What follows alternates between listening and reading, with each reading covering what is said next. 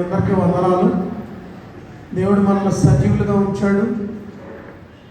అనేక కష్ట నష్టాలు, ఆపద ఇబ్బందులు మన చుట్టూ ఆవరించిన వాటన్నిటిలోనూ మీరు నిలిచి ఉంటారని రుజువు చేస్తూ మన పట్ల కృప చూపిస్తున్న దేవుడు మనల్ని ఈరోజు దాకా తోడుకొని వచ్చాడు.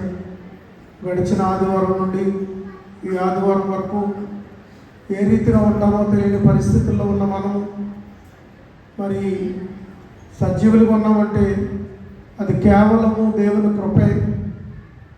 ఆ కృపే మనల్ని ఇక్కడ నిలబెట్టింది, మనందరిని ఇక్కడ కూర్చుండబెట్టింది, ఆయన ఆరాధించే వారి లెక్కలో మనల్ని ఉంచింది. ఈ దినమందు కోట్లాది మంది ప్రజలు యావత్ ప్రపంచ దేశంలో ఉన్న మానవ జాతి, మానవ కోటి అంతా దేవుణ్ణి ఆరాధిస్తూ ఉన్నారు. దేవుణ్ణి ఆరాధిస్తున్నటువంటి ఈ దినమందు మన సంఘం కూడా మరి దేవుణ్ణి ఆరాధించే వారి లెక్కలో ఉండుటకు దేవుడు కృపనిచ్చాడు. ఆయన ఇచ్చిన కృపను బట్టి ఈ దినాన్ని మనం మరి ఆయన ఘనమైన నామమును ఆరాధిస్తున్నాం, మహిమపరుస్తున్నాం. దేవుని సన్నిధిలో మీ కొరకు నేను సిద్ధపరిచినటువంటి వాక్యాంశము సిద్ధపరచుటకు దేవుడు కృపనిచ్చాడు, మాట్లాడుటకు దేవుడు కృపనిచ్చాడు. ఈరోజైతే నేను కేవలం మాట్లాడలేనేమో అని ఉద్దేశపడ్డాను, కానీ దేవుడు బలమునిచ్చేవాడు, కృపనిచ్చేవాడని ఆయన రుజువు చేసుకుంటాడు. కనుక మరొకసారి నేను ఇక్కడ నిలబడ్డాను బట్టి నాకు నేనే దేవుడిని గణపరుస్తున్నాను, మీ అందరి నిమిత్తము దేవుడిని గణపరుస్తున్నాను. ఎందుకంటే ఈ వారంలో నాకు ఆపరేషన్ అయ్యింది. అనుకోకుండా మరి 4 రోజులు హాస్పిటల్లో ఉండిపోవాల్సిన పరిస్థితి వచ్చింది. ఎందుకంటే మరి మా ఇంట్లో జరిగిన సంఘటన బట్టి 20 రోజులు మేము ఆహారం తినకుండా, నీళ్లు త్రాగకుండా ఆయా పరిస్థితులతో మేము ఉండిపోవడం వల్ల ఆ సంఘటనలో నిమగ్నం అయిపోయి బాధాక్రాంతులమై కృంగిపోయి ఉండిపోవడం వల్ల మరి శారీరకంగా బలహీనపడిపోయాను. తెలియకుండానే మరి గురువారం కార్యక్రమం అయిన తర్వాత శనివారం నన్ను హాస్పిటల్కి తీసుకెళ్లారు. అయితే మరి కొన్ని టెస్టులు చేసి తీసుకురావడం వల్ల మరి లాభం లేకపోయింది. అయినప్పటికీ ఆదివారం నేను మీతో మాట్లాడాను. ఆదివారం ఉండి సోమవారం నాడు మళ్ళీ హాస్పిటల్కి తీసుకెళ్లారు. హాస్పిటల్కి తీసుకెళ్ళిన తర్వాత డాక్టర్ గారు అర్జెంటుగా జాయిన్ అయిపోమన్నారు. జాయిన్ అయిపోయిన తర్వాత కిడ్నీలో స్టోన్స్ బ్లాడర్లోకి వచ్చేసేసి ఆ నీళ్లు లేక, శరీరంలో ఆహారం లేక, ఆయా పరిస్థితులతో శరీరం కురుకుపోవడం వల్ల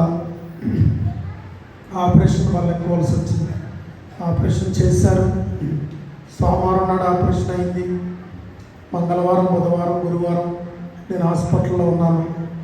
హాస్పిటల్లో ఉండి మరలా నేను మరి గురువారం సాయంకాలం ఇంటికి రావడం జరిగింది.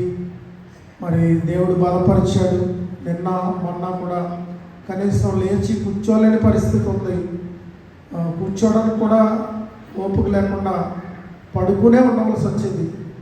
ఈ రాత్రి నేను దేవుడిని అడిగాను, ప్రభువా రేపు నేను మాట్లాడాలి, మాట్లాడించు, ఏ స్థితిలోనూ కృంగిపోయాడు అనే స్థితి సాతాన్ని నమ్ముకోకుండా, మీ నామానికి అవమానం కలగకుండా నేను మాట్లాడగలిగే శక్తిని నాకు ప్రసాదించమని దేవుడిని అడిగినప్పుడు ఆయన ఈ తెల్లవారేసరికి నన్ను బలపరిచాడు. నిన్న ఒకలా ఉంది, ఈవేళ వేరేగా ఉంది. ఇదే ఆశ్చర్యం. దేవునికి మహిమ, దేవునికి స్తోత్రం. దేవుడు బలపరిచిన విధానాన్ని బట్టి ఏ స్థితిలోనైనా మనం ఇక్కడ వారము కాదు, మనము ఏ స్థితిలోనైనా స్థిరపరచబడవలసిన వారమై ఉన్నాము. ఈరోజు నా పాఠ్యాంశం కూడా అదే. ఏ స్థితిలోనైనా స్థిరము గల వారము, ఏ స్థితిలోనైనా స్థిరమైన వారము అని మనం దేవునికి సాక్షులుగా నిలబడగలిగే వారమని దేవుని ఎదుట ఉండాలి.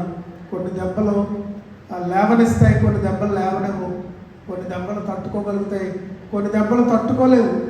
అయినప్పటికీ మనము మన నిరీక్షణ ఈ భూ సంబంధమైంది కాదు, మనము మన విశ్వాసము ఈ లోక సంబంధమైంది కాదు, మనము మన విశ్వాసము పరలోక సంబంధమైంది. మన విశ్వాసములకు కర్త అక్కడ ఉన్నాడు. కనుక విశ్వాసమును గూర్చి, బలమును గూర్చి, నిరీక్షణను గూర్చి ఎట్టి శ్రమలు లోకంలో ఎదురైనా వాటిని ఎదుర్కోగలగడానికి సామర్థ్యం గలవారమే ఉన్నామని లోకం సాక్ష్యం ఇస్తున్నారు. ఇప్పటికే చాలామంది చెప్తున్నారు, యూట్యూబ్లో వాక్యం వింటున్నారు కనుక వాళ్ళంతా అంటున్నారు, ఆయన వాక్యం చెప్పాడా, ఆయన నిలబడ్డా, ఆయన ఇంకా నిలబడి వాక్యం చెప్తున్నాడా అనడానికి ఆశ్చర్యపడుతున్నారు. ఎందుకంటే దేవుడు మనల్ని కృంగిపోనివ్వడు. ఈ ధైర్యమే మన హృదయాల్లోనూ మన బ్రతుకుల్లోనూ ఎల్లప్పుడూ ఉండాలి. దేవుడు మనల్ని కృంగిపోనీయడు. కనుక ఏ స్థితిలోనైనా కూడా మనం మరి ఆయన ఏ కాలంలోనైనా ఏ పరిస్థితుల్లోనైనా లోకమేమైనా మన కాలక్రమం ఏమైనా మనం ఏమైనా కానీ మనము స్తుతించుచునే ఈ జీవితాన్ని గడపాలి. స్తుతించుచునే ఈ లోకయాత్ర ముగించుకోవాలి. అది నీ విషయంలోనైనా నా విషయంలోనైనా దేవుణ్ణి స్తుతిస్తూనే ఈ లోకయాత్రను మనం ముగించుకోవాలి. ఆ స్థితిని బట్టి ఇక్కడ ఒక భక్తిపరుడు ఉన్నాడు. ఆయన యెహోషువ గ్రంథము 24వ అధ్యాయము 14వ వచనం నుంచి మనం చదివినప్పుడు ఆయన చక్కటి మాటలు ఆ సమాజానికి ఇస్తా ఉన్నాడు. యెహోషువ గ్రంథము ఏ స్థితిలోనైనా ఆయననే సేవించెదము అనేది పాఠం యొక్క ఎండింగ్. ఏ స్థితిలోనైనా ఆయననే సేవించెదము అది పాఠం యొక్క ఎండింగ్. కనుక మరి ఏ స్థితిలో ఏ రీతిగా ప్రజలు ఉన్నారో, విశ్వాసులు ఉన్నారో, భక్తులు ఉన్నారో మనం ఈరోజు చూద్దాం. యెహోషువ గ్రంథము 24వ అధ్యాయము 14వ వచనం చదువుదాం. కాబట్టి వీరు యెహోవా యందు భయభక్తులు గలవారై ఆయనను నిష్కపటముగాను సత్యముగాను సేవించుచు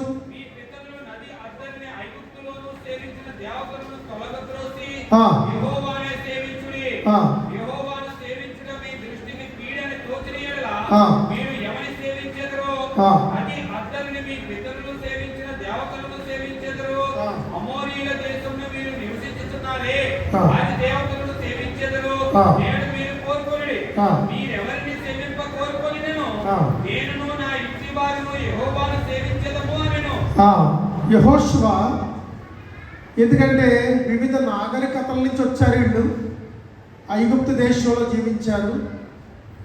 చాలా దేశ ప్రజలను దాటుకుంటూ వచ్చారు. 40 సంవత్సరాల ప్రయాణం చేశారు. వాళ్ళ ప్రయాణ కాలంలో ఎన్నో పద్ధతులను చూశారు. అయితే ఇక్కడ యెహోషువ అంటాడు, మీకు విజయం కలుగజేసిన వాడు దేవుడు, మీకు జయము కలుగజేసిన వాడు దేవుడు, మీ ముందు నడిపించిన వాడు దేవుడు, మీకు ఆదరణగా ఉన్నవాడు దేవుడు, మీకు ఈ ప్రయాణం అంతటిలోనూ కాపరిగా ఉన్నవాడు దేవుడు, ఎట్టి పరిస్థితుల్లోనైనా ఎట్టి స్థితిలోనైనా మీతో ఉన్నవాడు మీ దేవుడు. కనుక ఇది గుర్తెరిగినట్లయితే మనుషులను దాటుకుంటూ వచ్చారే, నాగరికతలను దాటుకుంటూ వచ్చారే, ఐగుప్తులో మరి 400 సంవత్సరాలు ఉండిపోయారే, ఈ కాలంలో మీలో ఉన్నటువంటి విధానాలు, లోకంలో ఉన్నటువంటి విధానాలు మరి ఆలోచించుకుని మీరు మీ దేవుడిని సేవిస్తారా? మీ దేవుడిని సేవించేవారుగా ఉంటారా అని ప్రశ్నిస్తున్నాడు అక్కడ ఉన్నటువంటి ప్రజల్ని. ఎందుకంటే ఆయన బహుకాలం గడిచినటువంటి వృద్ధుడు 23వ అధ్యాయంలో మరి 23వ అధ్యాయం 3వ అధ్యాయంలో చూడండి 14వ వచనం చదివినట్టయితే ఏమని అంటున్నాడు? ఇదిగో నేను సర్వలోకుల మార్గమును వెళ్ళుచున్నాను.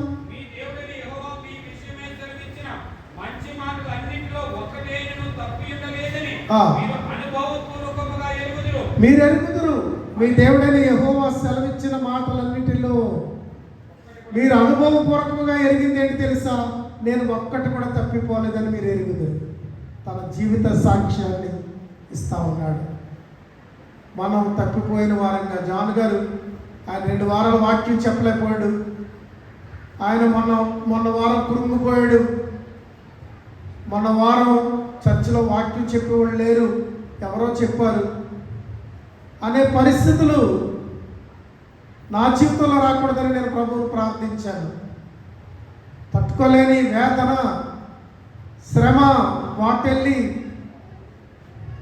అకస్మాత్తుగా ముంచేసినటువంటి కారు మబ్బులు బ్రతుకును అకాలంలో తోసేసిన, వేదనమయం చేసిన, ఇల్లంతా దుఃఖమయమైపోయిన, కుటుంబం అంతా వేదనమయమైపోయిన, కానీ నిలిచి మాట్లాడుటకు నేను నిలిచి ఉన్నాను. ఎట్టి స్థితిలోనైనా నేను నిలిచి ఉన్నాను ప్రభువా అని ఆయన సాక్షిగా ఉండుటకు ఆ దేవుణ్ణి ప్రార్థించడం జరిగింది. ఆ ప్రార్థన బలమే మీ మధ్యలో నేను మాట్లాడడం జరుగుతుంది. నాతో ఎవరన్నా ఫోన్ చేసినా నేను మాట్లాడలేకపోతున్నాను, మాట కూడా సరిగా రావట్లేదు అన్నారు నిన్న కూడా, రాత్రి కూడా. కానీ ఈరోజు నేను ఇలా మాట్లాడగలుగుతున్నానంటే నన్ను బలపరచువాని ఏందే నేను సమస్తము చేయగలనంటాడు పౌలు. ఆయన మనల్ని బలపరుస్తాడు. ఏ కార్యానికి తగిన శక్తిని ఆ కార్యానికి అయినా మనకు అనుగ్రహిస్తాడు. యెహోషువ వృద్ధాప్యంలో ఉన్నాడు. 23వ అధ్యాయం 2వ వచనం నుంచి చదివినట్టయితే అతడు బహుకాలము గడిచిన వృద్ధుడాయను. బహు సంవత్సరము గల వృద్ధుడాయను.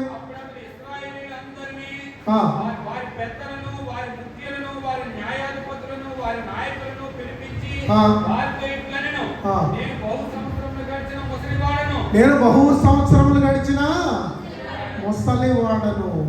యెహోషువ చెప్తున్నాడు, లోకులందరూ పోయే మార్గంలోనే నేను పోతున్నాను,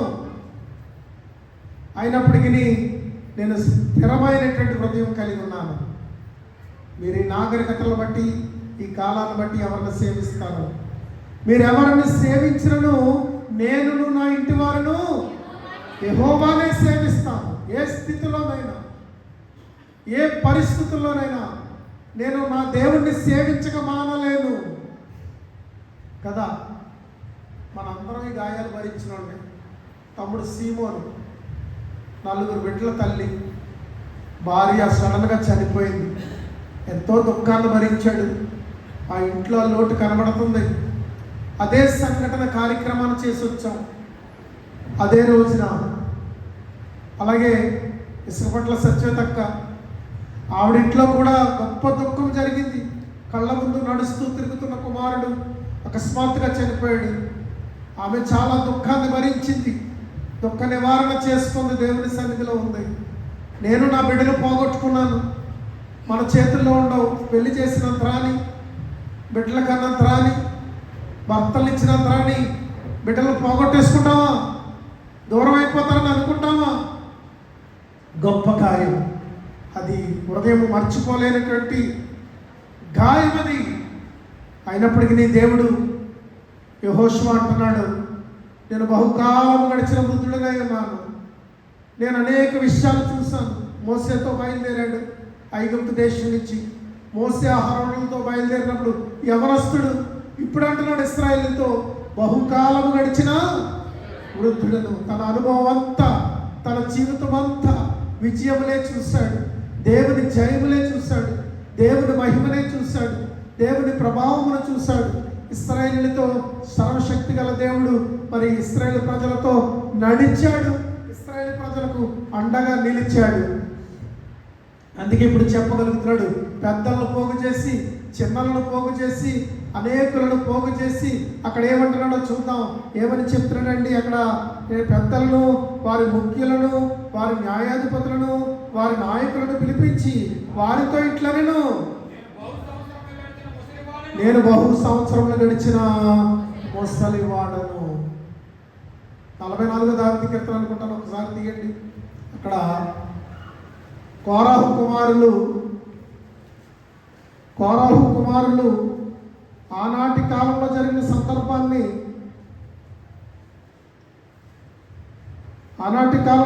సందర్భాన్ని చెప్తున్నారు. యెహోషువ చెప్పడమే కాకుండా కోరాహు కుమారులు కూడా చెప్తున్నారు. కోరాహు కుమారుల కీర్తన అది చదవండి.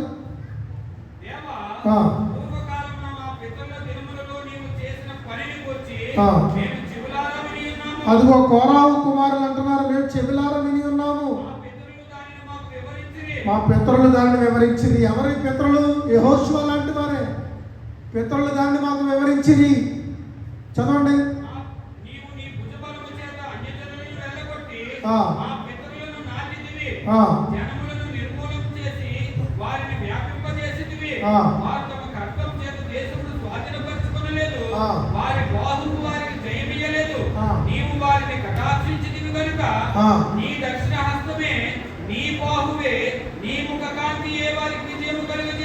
ఏది విజయం కలుగజేసింది?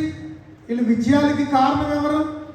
వీళ్ళ జయములకు కారణం ఎవరు వీళ్ళకి విజయాలు కలగజేశారో అక్కడ కోరాహు కుమారులు చెప్తా ఉన్నారు. ప్రియులారా, నీ దక్షిణ హస్తమే, నీ బాహువే మాకు విజయం కలగజేసింది. యెహోషువ వృద్ధాప్యంలో ఉన్నాడు. నేను బహుకాలం గడిచిన వృద్ధుడను, కానీ నాగరికతలు ఎన్నో ఉంటాయి, సమస్యలు ఎన్నో ఉంటాయి, పరిస్థితులు ఎన్నో ఉంటాయి, మనుషుల పద్ధతులు ఎన్నో రకాలుగా ఉంటాయి, ఎన్నో రకరకాల విధానాలు వస్తాయి.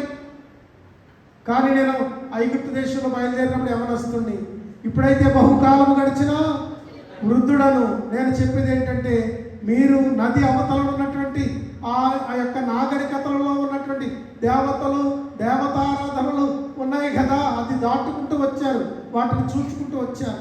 నేడు కలిగి ఉన్నారు కదా, మీ చుట్టూ ఉన్న ప్రజల్లో ఉన్నటువంటి నాగరికతలను, వారి విధానాలను మీరు చూస్తున్నారు, వాటిని కూడా మీరు ఎరిగి ఉన్నారు. అయితే నేను మీతో చెప్పింది ఏంటంటే, మీరు ఎవరిని సేవించినను నేనును నా ఇంటి వారు ఎట్టి స్థితిలోనైనా ఆయన్ని సేవించే వారంగా మనం ఉండగలగాలని యెహోషువ కుటుంబం నుంచి నేర్చుకుంటూ మన కుటుంబాల్ని అలా కట్టుకోగలగాల. పరిస్థితులు మారితే ఆరాధన మానేయడం కాదు, పరిస్థితులు మారితే దేవుడిని ప్రార్థన చేయడం మానేయడం కాదు, ఏదో గాయములు తగిలితే, ఏదో సమస్యలు వస్తే, శరీర సంబంధంగా ఏదైనా ఒడిదుడుకులు వస్తే దేవునికి దూరం అయిపోవడం కాదు, కానీ మన దేవుని యొక్క నిలిచిన వారమై స్థిరులమై, ఏ పరిస్థితులు ఎదురైనప్పటికీ ఆ పరిస్థితుల్లో స్థిరులమై నిలవగలిగే శక్తి సామర్థ్యాన్ని దేవుడు మనకి అనుగ్రహిస్తూ ఉన్నాడు. అయితే మన తన మాటలు అదే చెప్తాడు. 14వ వచనం చదవండి, 23:14. ఇదిగో నేను సర్వలోకుల మార్గమున వెళ్ళుచున్నాను, మీ దేవుడైన యెహోవా మీ విషయమై సెలవిచ్చిన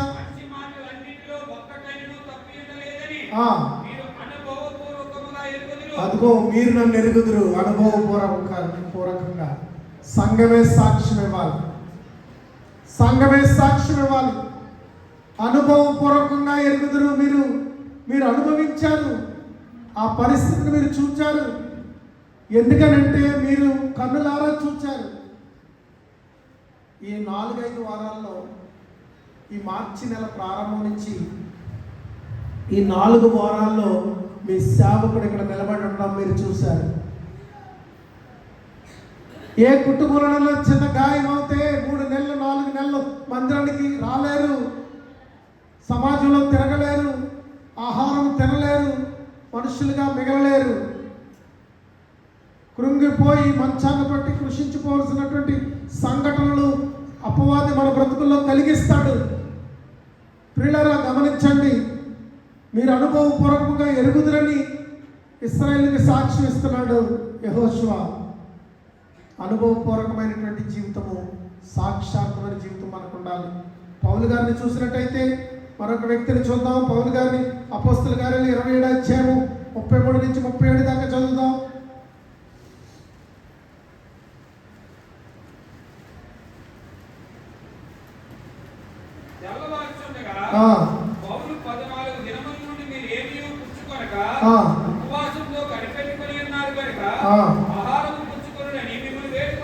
అక్కడ ఏం జరుగుతుందంటే పిల్లరా, వాడ బ్రద్దలైపోయేలా ఉంది. పెను తుఫాను చేత వాడ పగిలిపోయేలా ఉంది. సముద్రంలో అలలలో కొట్టుకుపోతూ ఉన్నారు, నెమ్మది లేదు. వారిలో ఒకడుగా అపోస్తలుడైనటువంటి పౌలు కూడా ఉన్నారు. అయితే వేదన చేత, బాధ చేత వాడ పగిలిపోతున్నటువంటి సందర్భంలో హృదయములు చెదిరిపోయి, మనస్సులు చెదిరిపోయి, వారు కృంగిపోయి ఉండగా పౌలు వారితో ఈ మాట చెప్తున్నాడు. దృఢపరిచే వాళ్ళం కానీ మనం సమాజంలో కృంగిపోయే వాళ్ళం కాదు. ఈ యొక్క పౌలు గారు జీవిత సాక్ష్యం ఏంటంటే, ఆ వాడలో, ఆ ఖైదీలలో ఒక్కడగా ఉన్నటువంటి వాడు ఆ కృంగిన స్థితిలో, వాడ బ్రద్దలైపోయే స్థితిలో, నడి సముద్రములో తుఫాను చేత కొట్టులాడుచున్న స్థితిలో వారు 14 రోజుల నుంచి భోజనం మానేశారు. 14 రోజుల నుంచి వాళ్ళు ఆహారం పుచ్చుకోవడం లేదు. బెంగతో కృంగిపోయి ఉన్నారు. ఎందుకంటే వాళ్ళు చచ్చిపోవడానికి సిద్ధంగా ఉన్నారు. చదవండి అక్కడ,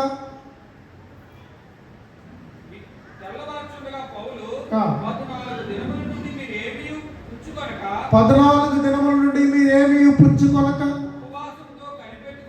ఉపవాసముతో కనిపెట్టుకుని ఉన్నారు కనుక ఆహారము పుచ్చుకొనుడని మిమ్మల్ని వేడుకొనుచున్నాను.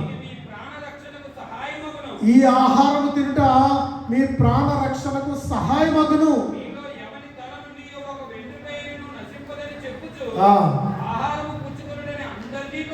బ్రతిమాలెను. ఏం కావాలి ఈయనకి? ఏం కావాలండి ఈయనకి? ఈయన కూడా వారితో పాటు నశించిపోయేవాడిగా ఉన్నాడు కదా. కానీ ఒకటి, ఆ ఓడలో ఉన్న వాళ్ళందరూ ఖైదీలు, నేరములు చేసిన వారు. ఏ నేరము లేనివాడు, పాపము లేనివాడు పరిశుద్ధుడు అని పిలువబడేవాడు పౌలు గారే. ఈయన పరిశుద్ధులుగా సమాజంలో ఉన్నామంటే, పరిశుద్ధ దేవుణ్ణి ఆరాధిస్తున్నామంటే, పరిశుద్ధ జనాంగంగా ఉన్నామంటే, పరిశుద్ధులని పేరు ప్రఖ్యాతులు మనం కలిగి ఉన్నామంటే మన జీవితంలో ఒక సాక్ష్యం ఉండాలా. ఇక్కడ యెహోషువ జీవితంలో ఆ పరిస్థితుల్లో అతను సాక్షిగా నిలబడ్డాడు. ఇక్కడ ఓడ బ్రద్దలైపోతున్నటువంటి పరిస్థితుల్లో పౌలు గారు సాక్షిగా నిలబడ్డారు. పౌలు గారు ఏమంటున్నారంటే, 14 రోజుల నుంచి మీరు ఉపవాసంతో ఏమీ తినక ఏమీ త్రాగక వేదనతో మరణ భయం కలిగిన వారే ప్రాణ ప్రీతితో మీరు కృంగిపోయి ఉన్నారు. కానీ మీ తల వెంట్రుకల్లో ఒక్కటి కూడా రాలిపోదు, నేను చెప్తున్నాను అంటున్నాడు. అని చెబుతూ ఆయన ఏం చేశాడంటే, అప్పుడు ధైర్యం తెచ్చుకొని ఆయన ఒక రొట్టెను విరిచి దాన్ని తినడం మొదలెట్టాడు. చదవండి. ఈ మాటలు చెప్పి ఒక రొట్టె పట్టుకొని ఎవరికి? అది ఏ స్థితిలోనైనా దేవునికి స్తోత్రం. ఏ స్థితిలోనైనా, అది మరణ పడకైనా, మారణ హోమమైన, కృంగిపోయిన స్థితి అయినా, కన్నీళ్లతో నిండిపోయిన స్థితి అయినా, వేదనతో నిండిపోయిన స్థితి అయినా దేవుణ్ణి స్తుతించగలిగేటట్లుగా పౌలు గారు అక్కడ ఉన్నాడు. నువ్వు నేను ఏపాటి వాడు. యెహోషువ జీవితాన్ని చూసాం. ఆ ప్రజలకు సాక్షాత్తంగా నిలబడ్డాడు. మీరెవరిని సేవించుదురో కానీ నేను నా ఇంటి వారు యెహోవానే సేవించుదామని చెప్పిన తర్వాత ఇశ్రాయేలు దృఢపరచబడ్డారు. అక్కడ వాళ్ళందరూ ప్రమాణం చేశారు, వాళ్ళందరూ నిర్ణయం తీసుకున్నారు. వాళ్ళ నిర్ణయం ప్రకారంగా వాళ్ళందరూ ఒకే మాట మీదకి వచ్చారు. అక్కడ దృఢపరిచేవాడుగా ఉన్నాడు. ఇక్కడ ఓడలో వాళ్ళందరూ ఒకే మాటకు వచ్చారు. ఎప్పుడైతే పౌలు గారు రొట్టె తీసుకుని తింటున్నాడో దేవునికి కృతజ్ఞతలు చెల్లించాడో, దేవునికి కృతజ్ఞతలు ఎప్పుడు చెల్లిస్తాం? మమ్మల్ని కాచిన దేవా, మమ్మల్ని దాచిన దేవా, మమ్మల్ని క్షేమంగా ఉంచే దేవా, నీ కృతజ్ఞతలు అని మనం ఎప్పుడైతే దేవునికి కృతజ్ఞతలు చెల్లిస్తామో ఆ కృతజ్ఞతలను బట్టి ఆయన మన పట్ల కృపగలవాడై ఉన్నాడు. ఆ సమయంలో ఏం జరిగిందో తెలుసా? అందరూ కూడా అప్పుడు అందరూ ధైర్యం తెచ్చుకొని ఆహారము పుచ్చుకొనిరి. అందరూ ధైర్యం తెచ్చుకుని ఏం పుచ్చుకున్నారు? ఆహారాన్ని పుచ్చుకున్నారు. ధైర్యంతో ఆహారాన్ని తిన్నారు. ధైర్యంతో వారు బ్రతుకుతామనే ఆశ వారిలో కలిగింది. వాడ సముద్రంలో కొట్టుకుపోతుంది. ఆ తర్వాత ఆ రొట్టెలు తిన్న తర్వాత కూడా వాడ బ్రద్దలైపోతే వాళ్ళు ఏం చేస్తారు? ఈదుకుంటూ మిలితే దీవికి వెళ్ళారు. మిలితే దీవిలో ఖైదీలందరూ అలాగే ఉన్నారు, మంట కాగుతున్నారు. మిలితే ప్రజలు ఆ దీవి ప్రజలు చూస్తున్నారు. ఈ చలిలో వాడ బ్రద్దలైపోయి ఈదుకుంటూ వచ్చిన వీళ్ళందరికీ మంట వేశారు. ఆ మంటలో ఆ కట్టెలలో నుంచి ఒక సర్పం వచ్చి పౌలు యొక్క చేతిని పట్టుకుంది. ఆ దీపవాసులు అన్నారు, ఈ పరిస్థితి చూడండి, ఎలాంటి స్థితిలో నుంచి వచ్చారు, ఎలాంటి సాక్షాత్తంగా నిలబడ్డాడు. ఎవరిని పాము పట్టుకుంది, ఎవరిని సర్పం కాటు వేసింది. ఆలోచించాలి ప్రియులరా.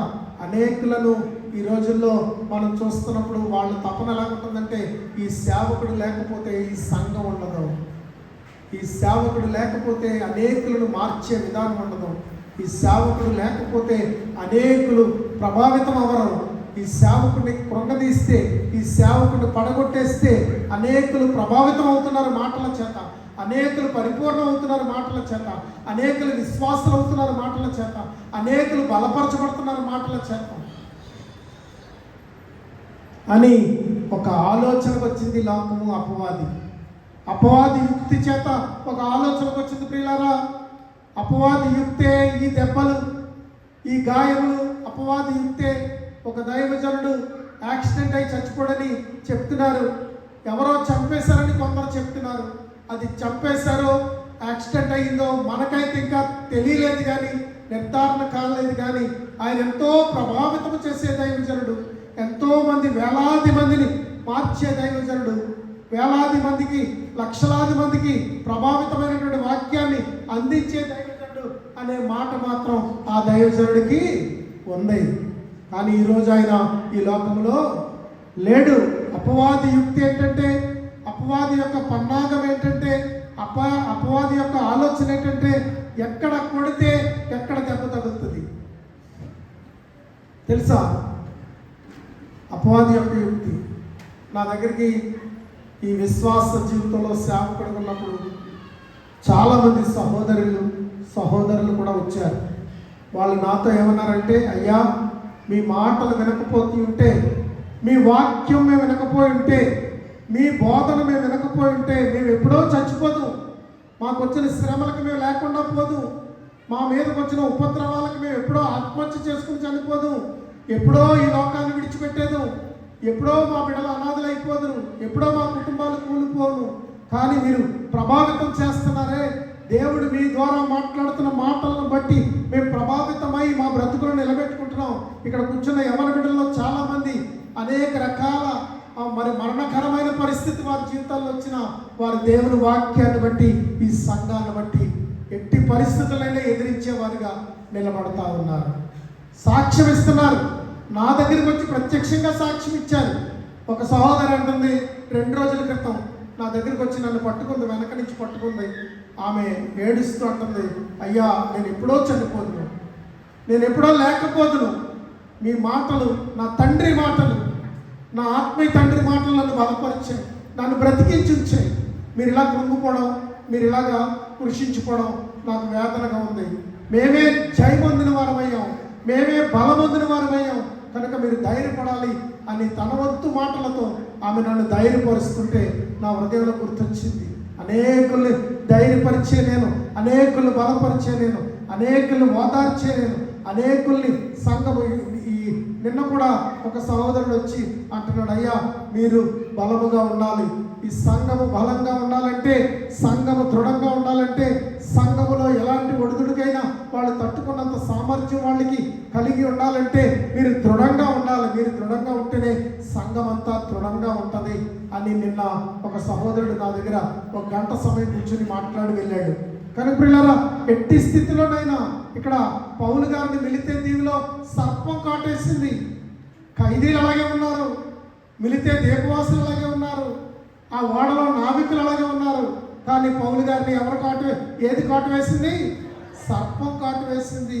అక్కడ ప్రజలు మానవాతీతంగా మాట్లాడతారు. మన జీవితంలో ఏదైనా వచ్చినప్పుడు మనుషులు రకరకాలుగా మాట్లాడతారు. ఎందుకంటే నాలుకే కదా, ఎలా పడితే అలా మాట్లాడచ్చు, ఏ వీళ్ళు పడితే ఆ వీళ్ళు మాట్లాడచ్చు. నేను పిల్లలు ఎంతో ప్రేమించిన వాడిని, నాకు నా పిల్లలు ప్రాణ సమానంగా పెంచుకొచ్చాను. ఏది అడిగినా అమ్మా నీకేం కావాలో తీసుకో అంటాం తప్ప ఇంకో మాట నా నోటి నుంచి రాదు. చివరిసారి కూడా నా బిడ్డతో నేను చెప్పిన మాటలు ఏంటంటే, అమ్మ నీకు ఏం కావాలో పట్టుకెళ్ళిపో, నీ ఇష్టం, అన్నీ నేను మళ్ళీ కొనుక్కుంటాను అని చెప్పిన మాట కూడా చివరి రోజు చెప్పిన మాటలయ్యి. నా ఇంట్లో నుంచి వెళ్ళిపోతున్నప్పుడు లాస్ట్ మాటలవి, లాస్ట్ అడుగులని నాకు తెలియదు, అవి లాస్ట్ మాటలని నాకు తెలియదు. అది 12వ తారీఖున మాట్లాడిన నా ఇంటి నుంచి కదిలి వెళ్ళిపోయింది. ప్రియులారా, మనం ఎరగం, లోకులు ఎన్నైనా మాట్లాడతారు. ప్రజలు ఆయన ప్రేమ చూపించలేదు, ఒక బిడ్డను ప్రేమించాడు, ఇంకో బిడ్డను ప్రేమించలేదు అని మాట్లాడుతున్నారు. బయట ఏదో మాట్లాడుతున్నారు, ఏవేవో మాట్లాడుతున్నారు ప్రజలు, ఏవేవో మాట్లాడుతున్నారు ప్రజలు. నా దేవుడు నన్ను ఎరుగును, నా నడవడిక, నా స్థితి, నా ప్రేమ, నా బిడ్డలు, నా భార్య ఎరుగును. నేను ఇక్కడ బోధిస్తున్నానంటే నా భార్య కానీ నా బిడ్డలు కానీ నా బోధ ముందు కూర్చుని వింటారు. ఎందుకంటారో తెలుసా? బోధకు తగ్గ జీవితం నా దగ్గర ఉంటుంది, అందుకే వాళ్ళు కూర్చుని వింటారు. కొన్ని చోట్ల బోధిస్తుంటే వాళ్ళు కుటుంబీకులు వినరు, తండ్రి బోధిస్తుంటే పిల్లలు వినరు, భర్త బోధిస్తుంటే భార్య వినదు, మాంగారు బోధిస్తుంటే కోడళ్ళు అల్లుళ్ళు వినరు. ఎందుకు వినరో తెలుసా? చెప్పాడులే అంటారు. ఎందుకంటే అతని జీవితం వేరేగా ఉంటుంది, అతని బోధ వేరేగా ఉంటుంది. నేను బోధిస్తుంటే మా అల్లుడు ఇక్కడే కూర్చుని వింటాడు. ఆయన జీవితాన్ని ఎంతో మార్చుకుని ప్రభావితం చేసుకుని భక్తిపరుడిగా బోధకుడిగా కూడా స్థిరపడడానికి కారణం ఏంటంటే నేను బోధించే ఉపదేశాలే. నా ఉపదేశాలు హృదయంలోకి వెళ్ళిన వాళ్ళు నేను ఏం చేయలేను.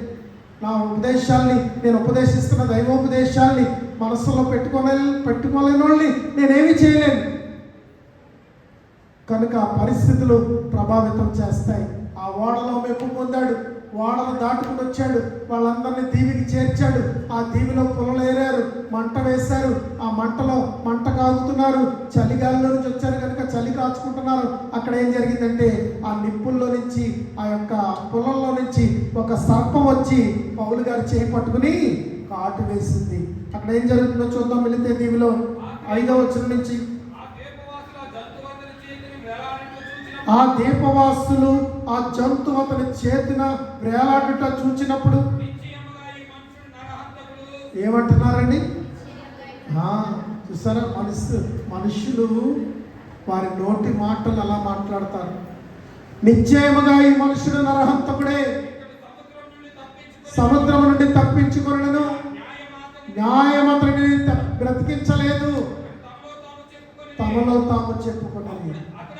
అతడైతే ఆ విష జంతువుల అగ్ని వేడికి జాడించి వేసి ఏ హానియు పొందలేదు. అతని శరీరము వాచును లేక అతను అకస్మాత్తుగా పడి చచ్చిపోవును అని కనిపెట్టుచుండేది. చాలాసేపు కనిపెట్టిన తర్వాత అతనికి ఏ హాని కలగకుండా చూచి చనిపోతాడనే అభిప్రాయాన్ని మానేశారు. ఇతడొక దేవత. చప్పటి కూడా దేవుడు పరిచయండి. దేవుడికి స్తోత్ర. పిల్లరా, ఈ లోక సంబంధంగా వచ్చే కష్టాలు, ఈ లోక సంబంధంగా వచ్చే శ్రమలు, ఈ లోక సంబంధంగా వచ్చే విపత్తులు అవి ఎంతవరకు వస్తాయంటే ఒక్కొక్కసారి అపవాది పైన టచ్ చేసి వెళ్ళిపోతాడు, ఒక్కొక్కసారి వ్రేళ్ళుతో లాగేస్తాడు. 27వ తారీఖున మేము ఫంక్షన్కి వెళ్ళాం. ఫిబ్రవరి 27 మేము ఫంక్షన్కి వెళ్ళినప్పుడు ఆ రోజు ప్రత్యేకించి ఏం జరిగిందంటే నా కారులో, నాది 8 సీటర్ పెద్ద కారు, నా పెద్ద కారులో 8 మంది 10 మంది ఉన్నాం. ప్రత్యేకించి బయట వాళ్ళు ఎవరు లేరు. ప్రతిసారి ఎవరో ఒకరు బయట వాళ్ళు ఉంటారు, ఎందుకంటే ఎవరో ఒకరిని తీసుకెళ్తాం. కానీ ఈసారి మేము ఎవరిని తీసుకెళ్ళలేదు. నా పెద్ద కుమార్తె తన 2 బిడ్డలు భర్త, నా చిన్న కుమార్తె తన 2 బిడ్డలు భర్త, మేమిద్దరం. వాళ్ళు నలుగురు 8 మేమిద్దరం 10 మంది కారులో ఉన్నాం. చాలా సంవత్సరాలుగా మేము అలా వెళ్ళలేదు ఎక్కడికి. ఈవిడ దారి పొడిగిన ఒకటే పట్టింది, ఏమండి ఇలా ఇంకోసారి ఎక్కడికైనా వెళ్ళాలి, ఇలా ఇంకోసారి ఏదైనా క్యాంప్ పెట్టుకోవాలి, మనమే ఉన్నాం, మన బిడ్డలతోనే ఉన్నాం అని ఆ దారి పొడికి చెప్తానే ఉంది. ఆ రోజు కారులో, లేకపోతే ఒక హోటల్కి వెళ్తే హోటల్లో, ఒక పార్క్కి వెళ్తే పార్కులో మేము ఆనందించింది ఏంటంటే అది చివరి ఆనందమేమో మాకైతే తెలియదు, కానీ మేము ఆనందించుకుంటూ అక్కడ సంతోషిస్తూ ఆ నైట్ హోటల్లో టిఫిన్లు చేసి బిడ్డలకు కావాల్సినవి కొనుక్కుని, మా చింతలు చాలా కావాల్సినవి అన్నీ కొనుక్కుంది. ఎందుకే అన్నీ వేస్ట్గా కొంటాం అని అన్నా కానీ ఆ బిడ్డ ఏవేవి తీసుకుంటుందో అన్నీ తీసుకోమని నీ ఇష్టం. ఇన్ని కచ్చిపులు తీసుకుంది. అమ్మా ఇన్ని కచ్చిపులు ఎందుకమ్మా అంటే రోజుకోటి ఎడతాను, స్కూల్కి వెళ్తున్నాడు కదా అన్నది. నీ ఇష్టం అమ్మ తీసుకో అన్నాడు. అన్నీ తీసుకుంది, లెగ్గన్లు తీసుకుంది, బ్లౌజులు తీసుకుంది. ఇంకా ఇంకోటి ఏం చేశారంటే తానుల్లో కట్ చేశారు వీళ్ళు. తానుల్లో బ్లౌజులు కట్ చేశారు, ఒక 8-9 బ్లౌజులు. అవి ఇంకా మిషన్ మీద ఉన్నాయి. కనుక ప్రియులారా, మనుషుల ఆలోచనలు, మనుషుల తలంపులు వేరేగా ఉంటాయి ప్రియులారా. ఆ దీపవాసులు అక్కడ అనుకుంటున్న మాటలు ఏంటంటే, ఇతడు నరహంతకుడు, న్యాయం ఇతను బ్రతకనీయలేదు, న్యాయం ఇతను బ్రతకనీయలేదు. కానీ న్యాయాలు దేవుడు ఎరిగినవాడు. ఆ 27వ తారీఖున మా కుటుంబం అంతా సంతోషించాం. అదే చివరి సంతోషమైంది. ఫిబ్రవరి 27న మేము సంతోషించిన సంతోషమే చివరి సంతోషమైంది. మేము మళ్ళా కరలేదు. చట్టి గృహప్రవేశం రోజున ఆ యొక్క బిడ్డ వచ్చింది. వాళ్ళు ఎందుకు వచ్చారంటే అమర్నాథ్ పిలిచాడు.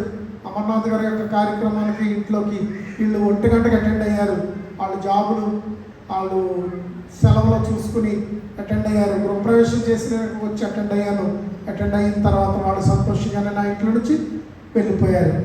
కానీ అతి తక్కువ టైంలోనే 2 రోజులు గడవ మరుసటి రోజే సీమోను భార్య చనిపోయి ఉంటే ఆ కార్యక్రమాన్ని జరిగించి ఆ కుటుంబాన్ని ఓదార్చి తనకు ఆర్థికంగా అన్ని విధాల సహాయం చేసి ఇంటికి వచ్చిన సాయంకాలమే ఒక భయంకరమైనటువంటి వార్త మా గుండెల్లో బ్రద్దలు కొట్టింది. అది వారం తిరగకుండా విషాదమయమైపోయి కన్నీటిమయమైపోయింది. మా కారులో నిండుగా ఉన్నటువంటి కుటుంబం కూలిపోయింది. కన్నులారా మనసారా ఒడిలో ఎత్తుకుని హత్తుకుని పెంచుకున్న చిన్నారి బిడ్డలు మాకు దూరం అయిపోయారు. వాళ్ళు మావారు కారు అన్నట్టు అయిపోయారు. పరిస్థితులు ఏమైనా కానీ పిల్లరా, యెహోషువను బట్టి పౌలు గారిని అంటున్నారు ఇక్కడ, ఇతడు నరహంతకుడు. ఏ పాపం చేశాడో, ఏ దోషం చేశాడో, ఏ శిక్షణ బట్టిలాగా అయిపోయాడో, ఇతడు చావు ఇతను విడిచిపెట్టలేదు, మరణం ఇతన్ని, న్యాయం ఇతన్ని విడిచిపెట్టలేదు అని మాట్లాడుతున్నారు. కానీ కొంతసేపటికే వాళ్ళు కనిపెట్టి వాళ్ళు చివరికి ఏమన్నారంటే, ఇతను ఒక దేవత అని చెప్తున్నారు. ఇతను ఒక దేవత కనుక నిన్ను ఘనపరిచే రోజు ఉంది, నిన్ను బలపరిచే రోజు కూడా ఉంది, నిన్ను స్థిరపరిచే రోజు కూడా ఉంది అని చెప్తా ఉన్నాడు. ఈ స్థితిలో కూడా అతడు దేవుడిని మహిమపరుస్తూ స్థిరుడై నిలిచినట్లుగా చావు వెంటాడి తరుగుతున్న ధైర్యం గలవాడై అనేకులను ధైర్యపరిచాడు. చావు వెంటాడి తరుగుతున్న అనేకులను బలపరిచాడు. ఏ స్థితిలోనైనా నేను నిలిచి ఉన్నానని పౌలు గారు చెప్తున్నాడు. 1 కొరింథీ పత్రిక 9:14 చదువుదాం. 1 కొరింథీయులకు రాసిన పత్రిక 9:14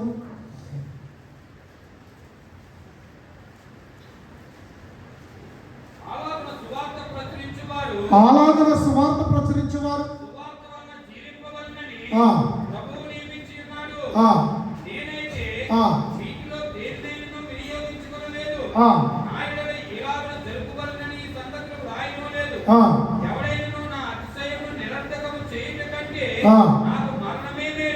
నాకు మరణమే మేలు, నా అతిశయము సువార్త వలనైనదే నా అతిశయము, దేవుని వలనైనదే నా అతిశయము, క్రీస్తు కృప వలనైనదే నా అతిశయము. నా అతిశయమును ఎవరైనా నిరర్థకము చేస్తే ఆ నా అతిశయం కంటే నాకు మరణమే మేలు అని చెప్తాను. నా అతిశయం కంటే నాకు మరణమే మేలు. 2 కొరింథీ పత్రిక 5:15 చదువుదాం. ఏ స్థితిలోనైనా మనం నిరీక్షణ గలవారమై మరణము వెంటాడి నిన్ను, శ్రమల వెంటాడి నిన్ను, యెహోషువ వలెను పౌలు గారి వలెను మనము ఏ స్థితిలోనైనా దేవుని ఘనపరిచే బలము కలిగిన వారముగా మనం ఉండాలనేది ఈరోజు మనం నేర్చుకుంటున్న పాఠము. జీవించు వారికి మీదట తమ కొరకు కాక తమ నిమిత్తము మృతి పొంది తిరిగి లేచిన వారి కొరకే జీవించుటకు ఆయన అందరి కొరకు మృతి పొందిననియు. చూసారా, ఏది గ్రహిస్తున్నాం? మనందరి కొరకు మృతి పొందాడు. యేసు ప్రభువారు శిలువ యాత్రలో ఆయన మరణం అయిపోతారని తెలుసు, కఠినమైన శ్రమ అనుభవిస్తారని తెలుసు. కానీ ఆయన ఘోరమైనటువంటి శ్రమలో ఉండి, అంతులేని బాధలో ఉండి, అంతులేని కష్టంలో ఉండి, ఆయన అక్కడ కొంతమంది స్త్రీలు దుఃఖముఖులై కన్నీళ్లతో విలవిలలాడిపోతుంటే ఆ స్త్రీలతో ఆయన అంటాడు అక్కడ, అమ్మలారా నా కోసం ఏడవకండి, మీకోసం, మీ బిడ్డల కోసం, మీ పిల్లల కోసం ఏడవండి అని వారిని స్థిరపరుస్తూ ఉంటాడు ప్రభువైన యేసుక్రీస్తు వారు. అపోస్తలుడైనటువంటి పౌలు స్థిరపరిచిన విధానాన్ని మనం చూస్తాం. యెహోషువ ఇశ్రాయేలు ప్రజలను స్థిరపరిచిన విధానాన్ని మనం చూస్తాం. ఇక్కడ ప్రభువైన యేసుక్రీస్తు వారు ఆయన మరణమైపోతూ ఉండి కూడా, ఆయన శ్రమలోకి వెళ్ళిపోతూ ఉండి కూడా, ఆయన కఠినమైనటువంటి హింసలోకి వెళ్ళిపోతూ ఉండి కూడా అక్కడ వారిని స్థిరపరుస్తాడు. అమ్మలారా మీరు నా కోసం ఏడవద్దు, మీకోసం, మీ బిడ్డల కోసం ఏడవండి అని స్థిరపరిచి మరి దేవుడు మన కొరకు మరణించాడు. మనం జీవిస్తున్నామంటే జీవించుట మన కొరకు కాదు, మన కొరకు మరణించి తిరిగి లేచిన క్రీస్తు కొరకే జీవించు వారమై, ఏ స్థితిలోనైనా స్థిరపరచబడిన వారమై, అనేకులను స్థిరపరిచే వారమై మనం నిలిచి ఉండేవారుగా ఉండాలా. నేను ఈరోజు అనుకోవచ్చు, ఇంత జరిగిపోయింది, ఇంకా దేవుడు ఎక్కడున్నాడు, ఎందుకు వచ్చిందిలే, ఇంత సేవించాను, ఇంత ఆరాధించాను, ఇంత 30 సంవత్సరాలు దేవుని పక్షంగా బ్రతికాను, నా బిడ్డ పోయింది, నా బ్రతుకులో ఇంత కష్టం వచ్చేసింది, ఇప్పుడు నేను మళ్ళా ఆ దేవుడిని సేవిస్తూ బ్రతకాలా, ఆ దేవుడిని ఆరాధిస్తూ మళ్ళీ లోకంలోకి వెళ్ళి మనుషుల్లోకి వెళ్ళి దేవుడు గొప్పవాడని చెప్పాలా?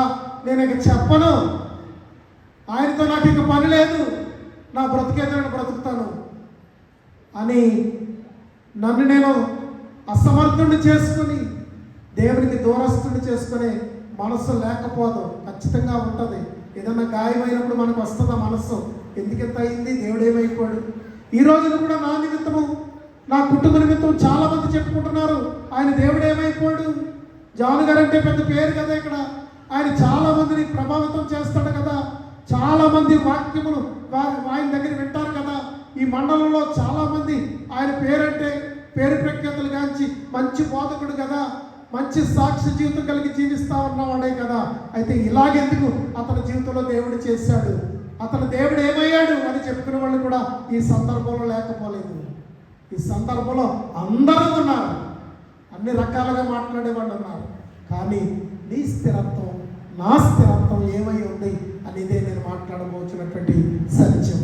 పిల్లరా, యెహోషువ తన ప్రజలను స్థిరపరుస్తూ, మీరు ఎవరిని సేవించెదరో, ఏ విధమైన ప్రభావితములు మీ మీద పడినప్పుడు, ఏ విధమైన కష్ట నష్టములు మీ మీద పడినప్పుడు, ఏ విధమైనటువంటి మరి సమాజ విధానాలు, సమాజంలో ఉన్నటువంటి నాగరికతలు మీ మీద పడినప్పుడు మీరు ఏ రకంగా మారిపోతారో నాకు తెలియదు, కానీ నేను నా ఇంటి వారి యెహోవానే సేవించను. ఆ మాటలు చెప్పిన తర్వాత కొద్ది రోజుల తర్వాత యెహోషువ చనిపోయాడు. కానీ తన చివరి మాటలు తన కుటుంబానికి, తనకి ఉన్న నిశ్చయతను తెలియజేసి చనిపోయాడు. తర్వాత ఇశ్రాయేలు ప్రజలు దారి తప్పారు. ఇర్మియా ప్రవక్త వచ్చాడు, యెషయా ప్రవక్త వచ్చాడు, ప్రవక్తలు వచ్చారు, వాళ్ళు అన్యజనులకు చెదరగొట్టబడ్డారు. అక్కడి నుంచి చాలా రకాలు జరిగింది చరిత్ర, అదంతా మనకి ఇప్పుడు అక్కర్లేదు. కానీ యెహోషువ యొక్క స్థిరత్వము నీలో నాలో ఉండాలి, పౌలు యొక్క స్థిరత్వము నీలో నాలో ఉండాలి. అక్కడ అంటున్నారు అతడొక దేవత, అతడు ఒక దేవత అంటున్నారు. ఎందుకంటే ఈ సర్పము కరిసిన వాడు ఒక దేవత అయితేనే కానీ బ్రతకలేడు. ఎంత గాయం తగిలిన వాడు ఇలా నిలబడి మాట్లాడుతుందంటే అది దేవుని ప్రభావితమే, దేవుని బలమే, దేవుని ఆదరణే అని నా సంఘం తెలుసుకుంటే చాలు. ఎవరో తెలుసుకోక్కర్లేదు. యూట్యూబ్లో వాక్యం మొన్న వారం 300-400 మంది ఉన్నారు, వింటున్నారు, చాలామంది వింటా ఉన్నారు. అయితే వినేవాళ్ళందరూ తెలుసుకోగలిగితే చాలు. 3000 మంది 4000 మంది వరకు వింటున్నారు, దాన్ని అలాగ చూసుకుంటూ వస్తుంటాయి. తెలుసుకుంటే చాలు అందరికీ. నేను ఒకటే బాధపడ్డాను, అయ్యో ఒక్క క్షణమాత్రంలో కమ్మిన కారు మబ్బు ఎంత అవమానాన్ని తెచ్చేసింది, ఎంత అల్లరైపోయింది. అందరూ లోకం అంతా చెప్పుకున్నారు. తాడేపల్లి గుడి నుంచి వచ్చారు నన్ను పరామర్శించడానికి. లోకం అంతా అల్లరయ్యింది, కానీ నా దేవుడు నన్ను కృంగిపోనకుండా కాపాడాడు. నిలబడిపోయాడని, స్థిరపడిపోయాడని, ఉండిపోయాడని, చచ్చిపోలేదని, కూలిపోలేదని మరలా నా శరీరం మీద కొట్టాడు అపవాది. నా శరీరం మీద అపవాది కొట్టాడు. అనుకోకుండా కిడ్నీలో స్టోను. ఈ 20 రోజులు ఆహారం తీసుకోకపోవడం వల్ల, నీళ్లు త్రాక్కపోవడం వల్ల పరామర్శించే వాళ్ళు రావడం వెళ్ళడం ఈ జనాలతో అలాగ గంటల తరబడి ఉదయం 8 గంటలకు కూర్చుంటే రాత్రి 10 గంటల వరకు కూడా ఉండేవాళ్ళు ఉండిపోతుంటే, వెళ్ళేవాళ్ళు వెళ్ళిపోతుంటే, రాత్రి 11 అయినా వెళ్ళనోళ్ళు ఉండిపోతే, బాత్రూమ్కి వెళ్ళడానికి కూడా లేకపోవడం వల్ల ఈ కిడ్నీలో స్టోన్ ఫామ్ అయిపోయి బ్లాడర్లో అడ్డుపడిపోయి ఆ వెయిన్ అంతా బ్లాక్గా అయిపోయి చాలా ప్రమాదకరమైన స్థితికి వస్తే డాక్టర్ దగ్గరికి వెళ్ళేసరికి ఈయన చాలా డేంజర్లో ఉన్నాడు. నన్ను ఐసీయూలో పెట్టారు. ఐసీయూలో పెట్టినప్పుడు హార్ట్ బీట్ దిగిపోయింది. మా సుగన ఎలాగలా కొట్టి నాన్నగారు అనేది అంటుంటే తుడుక్కువ లేసి గాలి గట్టిగా పీల్చుకుంటే హార్ట్ బీట్ పెరిగేది. ఇది హార్ట్ బీట్ కూడా పల్స్ కూడా పడిపోయింది ఐసీయూలో. అప్పుడు మా సుగన ఇంటికి ఫోన్ చేసి ఒక మాట చెప్పిందంట, అమ్మ ఏమైనా కానీ ధైర్యంగా ఉండాలి. ఇప్పుడు గుండె జారిపోయింది ఆ మాట. కనుక ఇలాంటి స్థితి వరకు మమ్మల్ని తీసుకెళ్ళింది అపవాది. మమ్మల్ని కృంగదీసే వరకు తీసుకెళ్ళింది అపవాది. మమ్మల్ని కూలద్రోసే వరకు తీసుకెళ్ళింది అపవాది. అయినప్పటికీ నీ పౌలు అంటున్నాడు, మన కొరకు చనిపోయిన క్రీస్తు కొరకు మనం చనిపోదాం. మన కొరకు మనం బ్రతికి కంటే మన కొరకు బ్రతికి చనిపోయి బ్రతికిన క్రీస్తు కొరకు బ్రతుకుదాం. బ్రతికితే లేకుంటే క్రీస్తు కొరకే చనిపోదాం. అంటే సామర్థ్యాన్ని, అతని ఆత్మధైర్యాన్ని మన కోసం ఇస్తున్నాడు. అమ్మలారా, నా కోసం ఏడవకండి, మీ కోసం, మీ బిడ్డల కోసం ఏడవండి అని ఆయన జరిగే ఉద్దేశాన్ని గమనించి వాళ్ళ కుటుంబాన్ని, వారి బ్రతుకుల్ని మరి స్థిరపరిచాడు. జరిగేది ఆగదు, జరిగేది జరుగుతూ ఉంటుంది. దేన్ని మనం మార్చలేం, కానీ ప్రభు కృపతో మనల్ని బలపరుస్తున్నాడు. ఆయన మనకి స్థిరమైనటువంటి స్థితిని మనకు కలుగజేస్తూ ఉన్నాడు. నా పరుగు కడముట్టించితిని, నా విశ్వాసమును కాపాడుకుంటున్నట్టున్నాడు పౌలు గారు. నా పరుగు కడముట్టించితిని, నా విశ్వాసమును కాపాడుకుంటున్నాడు పౌలు గారు అంటున్నారు. క్రీస్తు ప్రభు అయితే, అమ్మలారా నా కోసం ఏడవకండి, మీకోసం మీరు ఏడవండి అని, మీ బ్రతుకులు స్థిరాలు లేవు, నా కోసం ఏడవద్దు అని ప్రభు చెప్తున్నాడు. పౌలు గారు అయితే అక్కడ ఏం చెప్తున్నాడంటే, మీరు నా పరుగు కడముట్టించుదని విశ్వాసమును కాపాడుకుంటుని అని చెప్తున్నాడు. ఎన్ని పరిస్థితులు ఎదురయ్యో 2 కొరింథీ పత్రిక 11:23 నుంచి చదువుదాం. 2 కొరింథీ పత్రిక 11:23 నుంచి. వారు క్రీస్తు పరిచారకుల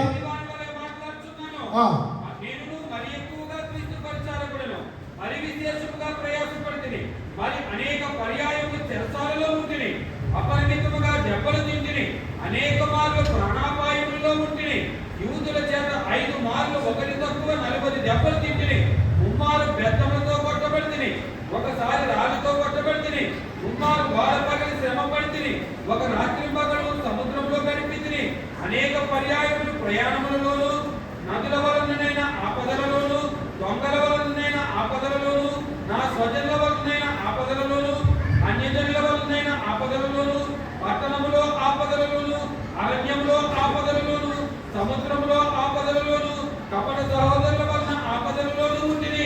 ఎన్ని ఆపదలైనా, నాకు ఏ ఆపద రాదనుకోవడం న్యాయమా? ఏ ఆపద నాకు రాకూడదు అనుకోవడం న్యాయమా? ఇవన్నీ ఆపదలైనా, ఎన్ని ఆపదలు ఒక భక్తిపరుడి జీవితంలో, ఒక నీతిమంతుడి జీవితంలో. పరిశుద్ధుడైన పౌలు అని ఆయన సమాధి మీద రాశారు. స్వర్ణాక్షరాలతో పౌలు గారి సమాధి మీద పరిశుద్ధుడైన పౌలు అని రాశారు. ఈ పరిశుద్ధుడైన పౌలు, అపోస్తుడైన పౌలు, పరిశుద్ధుడైన పౌలు, దేవుని సాక్షిగా నిలిచిన పౌలు గారు, ఈ పౌలు గారు చెప్తున్నటువంటి మాటలు ఏంటంటే, నా జీవితం అంతా ఆపదలే. ఆయనకి అంత ఆపద వచ్చిందేంటి, ఆవిడకి అంత ఆపద వచ్చిందేంటి అని చెప్పుకోవాల్సిన కారణం ఏమీ లేదు. ఆత్మీయ జీవితం అంటేనే ఆపదల నిలయం. ఆపదలే, ఎన్ని ఆపదలు, నదుల వలన ఆపదలు, దొంగల వలన ఆపదలు, స్వజనుల వలన ఆపదలు, అన్యజనుల వలన ఆపదలు, పట్టణములో ఆపదలు, సంఘములో ఆపదలు, మరి సముద్రములో ఆపదలు, ఉపవాసములు, జాగరములు, పస్తులు, తిండి లేక అలమటించిన విధానాలు ఎన్నో నా జీవితంలో ఉన్నాయి. ఇవన్నీ నాకు పెరుగును. అయినను సంఘమును కూర్చిన చదవండి చివరికి, ప్రయాసముతోను, కష్టములతోను, తరచుగా జాగరములతోను ఆకలి దప్పులతోను ఆకలి దప్పులతోను తరచుగా తరచుగా ఉపవాసములతోను ఉపవాసములతోను ఆ, చలితోను చలితోను దిగంబరత్వముతోను దిగంబరత్వము. చూసారా, అంటే అతని వస్త్రాలకి కొట్టి ఈడ్చేశారు. కొన్ని సందర్భాల్లో కొట్టి వస్త్రాలు లాగేసి ఈడ్చేశారు. దాన్ని దిగంబరత్వం అంటారు. ఒంటి మీద గుడ్డ లేకుండా పడి ఉన్న రోజులు పౌలు గారికి ఉన్నాయి. ఇవన్నీ శ్రమలు కదా, ఇదన్నీ పరిస్థితులు కదా. ఏ పరిస్థితుల్లోనైనా నిలవలేదా? ఇంకను చెప్పవలసినవి ఇంకా అనేకమైన దాచిపెట్టాడట. చెప్పవలసినవి అనేకములు ఉన్నాయి. ఇవియును గాక సంఘములన్నిటినీ కూర్చిన చింతయు కలదు. ఈ భారము దినదినము నాకు కలుగుచున్నది. ప్రియులారా, ఆత్మల కొరకైన భారము, సంఘము కొరకైన భారము కలిగి ఉన్నాడు. మిగిలిన భారములు అంటలేదు. ఎలాంటి భారాలు చెప్పబడ్డాయి, ఎలాంటి శ్రమలు చెప్పబడ్డాయి. అక్కడ రాసిన లిస్ట్ ఎంత భయంకరంగా ఉంది. అవన్నీ భారాలు అంటలేదు, అవన్నీ శ్రమలు అంటలేదు. అతను ఏం చెప్పాడంటే సంఘమును కూర్చున్నటువంటి భారము నాకు కలదు అంటున్నాడు. కనుక ఈ సంఘము నిత్య రాజ్యానికి నడిపించబడ్డానికి, ఈ సంఘము దేవుని మహిమలో నిలుచుటకు, ఈ సంఘము చివరి స్థితిలోనైనా నీవు పడక మీద బెడ్ మీద పశ్చాత్తాపంతో ప్రభువా నన్ను క్షమించు అని పలికిన 2 మాటలతో నిత్యరాజ్యం చేరినప్పటికైనా నువ్వు నిత్య జీవాన్ని చేరడానికి ఈ సంఘ సహోదరుడిగా ఎన్ని శ్రమలైనా, ఎన్ని బాధలైనా, ఎట్టి పరిస్థితులైనా, ఎట్టి స్థితిగతులైనా, ఏ స్థితిలోనైనా అది సంపన్న స్థితిని ఉండనెరుగుదును, దరిద్రపు స్థితిని ఉండనెరుగుదును అంటున్నాడు పౌలు. ఏ స్థితిలోనైనా దేవుడిని మహిమపరిచే వారము అని చాటడానికే నేను ఇక్కడ నిలబడ్డాను. బలముండి కాదు, శక్తి ఉండి కాదు. నాకు అసలు నిలవడానికి కూడా శక్తి లేదు. నేను నిరంతరం పడుకునే ఉంటున్నాను ఇంట్లో. కానీ ఇక్కడ ఈ గంట నేను డోలో 650 వేసుకుని బలంగా నిలబడి ప్రార్థన చేసుకుని దేవుని యందు బలము తెచ్చుకుని మరి చెమట్ల కక్కుతూ ఇక్కడ నిలబడి మీ ముందు మాట్లాడేది ఎందుకంటే ఏ స్థితిలోనూ మేము పడిపోము. చప్పట్లు కొట్టి దేవుని మహిమపరచండి. అపవాదితో చెప్తున్నాం, అపవాది మేము ఏ స్థితిలో కూడా కూలిపోము. అపవాది గర్జించు సింహం వలె ఎవరిని మృంగుదునా అని తిరుగుతున్నాడు అన్నాడు ఒక ఆయన నన్ను ఫోన్లో. అపవాది గర్జించు సింహం వలె ఎవరిని మృంగుదునా అని తిరుగుతున్నాడు అన్నాడు ఒక ఆయన నాతో ఫోన్లో. అంటే అర్థం ఏంటంటే మిమ్మల్ని మింగేశాడు అపవాది అని చెప్తున్నాడు.